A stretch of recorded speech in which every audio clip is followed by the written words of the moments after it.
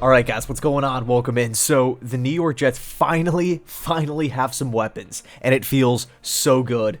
Let's jump in. So one of the biggest detriments to this football team in recent history has been the lack of offensive firepower. I feel like the New York Jets and lack of offensive weapons have been going hand in hand for the last decade, right? Outside of 2015, where, funny enough, Ryan Fitzpatrick was the quarterback and he was setting records, right? With Brandon Marshall and Eric Decker and Quincy Enunwa was coming onto the scene. That was an awesome year. And I don't think it's a coincidence that the one season in the last decade where we had a lot of mouths to feed on offense, right? A lot of guys that can do damage was our best season, right? Finished 10-6, barely missed the playoffs. Pittsburgh Steelers got in the last week of the season. That loss to the Buffalo Bills still haunts me to this day, but the point is, there's been a common theme throughout the last 10 seasons, right? We couldn't provide Geno Smith with any sort of help. He had nothing. He was stranded out there. And, you know, I will say this. There has been a couple players that I've really enjoyed watching, right? Like Jeremy Curley. He's one of my all-time favorite Jets. I love Jeremy Curley. Robbie Anderson. He had a couple of solid seasons for the Jets. We had an opportunity to bring him back. We obviously didn't. He's over there in Carolina producing. It is what it is. But for the grand majority of the last decade, we've simply not given quarterbacks enough talent, enough help. It's just the bottom line. But for 2021, Zach Wilson coming in the building, second overall pick out of BYU, that is not the case. So let's start with a wide receiver that is produced in a disorganized, ill-suited, chaotic situation over the last couple of seasons, Jameson Crowder. A quick, reliable, shifty wide receiver that continuously makes plays in the short passing game. This is a guy who has made a positive impact on the football team, on this offense. The last couple of seasons, not many players can say that, right? With everything working against him, bad quarterback play, inconsistent running game, playing under Coach Gase, the offensive system wasn't really that good. The play calling was horrible at times, worst in the league. Being the only viable threat on this offense, I mean, so he had all the pressure on his shoulders, and from the opposing side, right, when defensive coordinators are looking at the Jets, they weren't game planning for a lot of these guys, but Jameson Crowder was the only one that you have to really sit there and say, you know what, this guy could really do damage. We have to make sure he's covered. He just adds that layer of talent to the Jets offense. Now, projecting him into 2021, no more logins, no more Gase. It's all about Mike LaFleur and his West Coast system that he will be installing. How does he fit within the system? He fits great. He's a perfect fit. I mean, this is a guy who, again, he can get open by himself. He works really well in short passing situations. That's a huge part of this offense. And plus, you're also looking at Zach Wilson, his strengths. I feel like with the quick release, with the ability to deliver accurate passes on time, I mean, man, I feel like that's exactly what Jameson Crowder needs. The second he creates that separation against a nickel corner, he's turning his head, bam, the football's on the face mask. The football's on the numbers. Okay, so on paper, this looks like a really good marriage, and I really feel like Jameson Crowder has a really good chance of being the security blanket for Zach Wilson this upcoming season. Next up, our second round pick from last year's draft, Denzel Mims. Now, much like Jameson Crowder, I felt like Mims had everything working against him his rookie season, right? With the Gase coaching staff, who's calling plays? Is it Gase? Is it Loggins? Dealt with the quarterback change, going from Flacco to Darnold. That's a tough transition, being a second round rookie.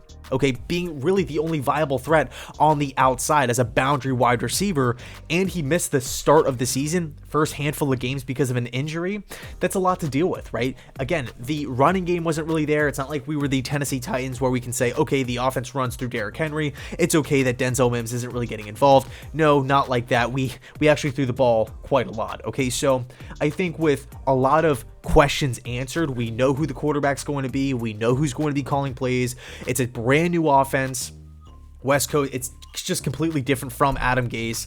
I think the best is yet to come with Denzel Mims. Now, granted, that's a little bit of an assumption for sure. Maybe even a homer assumption, but I will say this. I loved him at Baylor, and I don't feel like I was alone in that. And by the way, I'll try to find that Denzel Mims draft reaction video and link it down below, but he was productive. He had great size. He had hands. He would win at 50-50 balls, the jump passes. He was a great security blanket for Brewer at Baylor. I mean, this was a productive wide receiver that got in the end zone a lot. a huge playmaker. And I get that Mims might not be the best overall system fit, but I still feel really confident in Denzel's ability to do damage in the intermediate passing game, working off of play action, winning one-on-one matchups on the outside. That's really where I feel like Denzel Mims shines. So the one thing that we do have to take into consideration when we're projecting Mims into this 2021 offense, a lot of the problems, a lot of the issues, a lot of the questions from last season are gone. They're alleviated. Gase, the system, the play calling, all that stuff. The assumption would be the running game is a lot better and the quarterback plays a lot better as well. So I'm really hoping here the best is yet to come. Next up is the big money wide receiver that the team brought in this offseason, 26-year-old Corey Davis, coming off the best season of his career, 5 touchdowns, 65 receptions, just under 1,000 receiving yards, and he only played in 14 games, okay? So Corey Davis coming out of Western Michigan, just the prototype, right? His pro comparison was Terrell Owens. He had size, strength, speed, playmaking ability. The get off was great. Overall, Corey Davis was just a fantastic wide receiver prospect, making him a top 5 pick. Never truly lived up to the hype, but kind of a late bloomer, because with every passing year he got a little bit better, and a little bit better up until this past season, where again he had the best year of his entire NFL career. Okay, this guy's a leader. And by the way, this Titans offense, it's not like it's like a Corey Davis, the offense flows through Davis. This is a run-first offense with a star, arguably the best running back in the entire league. On top of that, they had Jonnu Smith, the tight end, and A.J. Brown came onto the scene as well. So this was a run-first offense that ran through Derrick Henry, a fantastic player. They also had some other legitimate weapons on this team, yet Davis was still able to come away with a career year. Okay, 26 years old, he's entering his prime. I've seen, much like Denzel Mims, I've seen some stuff saying that, hey, Corey Davis might not be the best system fit on paper, but I really feel like Davis will be utilized. Number one, the first thing that we have to look at, if he wasn't a system fit, if the Jets had no idea how to use him, if Mike LaFleur didn't want him, I don't think he would have signed, right? Especially before, all the other wide receivers on the market, like Kenny Golladay, Juju Smith, Will Fuller, so many different guys were on the market. And then number two, I think that plan is going to be similar to how Julio Jones was used in the Atlanta Falcons offense back when they went to the Super Bowl, when Matt Ryan had his great season under Kyle Shanahan. And then before that, Pierre Garçon with Washington, right? With RG3, Kirk Cousins, a similar style of role. So I felt like there were some moments last season where he would look really good. He would come up with some highlight types of plays. He would be really involved, and then he would follow it up with a quiet performance. But we do have to take into consideration that the Titans offense was stacked. But all in all, when I'm projecting him to the New York Jets, I don't see any sort of drop off in production. I think, reading between the lines, because Joe Douglas, this front office, made it a point to sign Corey Davis above every other wide receiver on the market, guys that are arguably better than Corey Davis, I feel like we have a really solid plan of attack for Davis. Another newcomer to this football team is wide receiver from the Jacksonville Jaguars, Keelan Cole. Now, just being from Florida, I've seen a lot of Keelan Cole. 55 catches, 5 touchdowns, roughly 600 receiving yards last season. He's an electrifying player, for sure. I mean, this is a guy who has really good hands. He can hurt you on the outside and on the inside. He can really line up all over the field.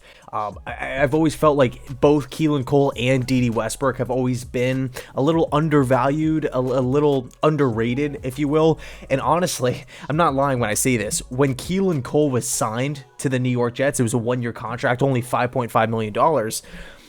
That it became my favorite signing of the team. And sitting here today, right after free agency, we brought in obviously tons of different guys with LaMarcus Joyner and Corey Davis, Carl Lawson, so many different guys. I can sit here and say still Keelan Cole and probably Sheldon Rankins are my favorite signings that the Jets made. I feel like he's going to have a significant role within the Jets offense. We're hearing really good things up to this point. He's creating that chemistry with Zach Wilson, but I've always been impressed by Keelan Cole. I mean, he made a catch a couple years ago, by the way. Literally one of the best catches I have ever seen in my life. I've been watching football since I was a child. This is one of the best catches I've ever witnessed. It was against the Patriots. I'm shocked that it didn't get, that much attention. I'll try to find it and leave it linked down below in the description box. It was incredible. It was an amazing play. At the end of the day, I do believe Keelan Cole will surprise a lot of people out there, especially people who aren't fans of the New York Jets. So it should be a lot of fun. I'm really looking forward to just kind of seeing Keelan Cole participate in this Mike LaFleur offense. And last but definitely not least, second round pick out of Ole Miss, Elijah Moore. Okay, 8 games, 8 touchdowns, 86 receptions, over 1,100 receiving yards in only 8 games. How is that even possible?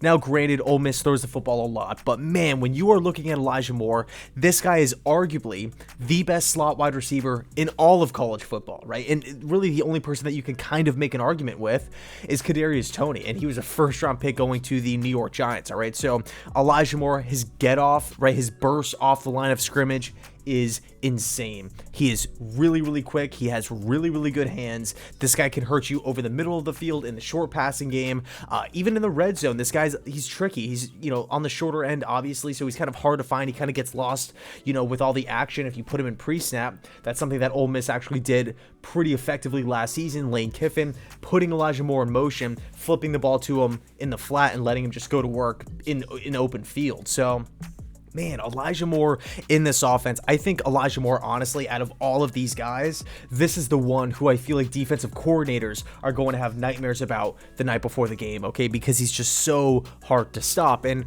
I'm kind of talking him up like he is a top 5 wide receiver. We haven't even seen him play, but based on what he did in college, based off of his work ethic, what we're seeing so far through voluntary OTAs, and just how he projects into this offensive system, it's unbelievable. Like we kind of talked about in the beginning of this video, it's been years since the Jets have had a stable of guys ready to go, ready to make a huge impact. So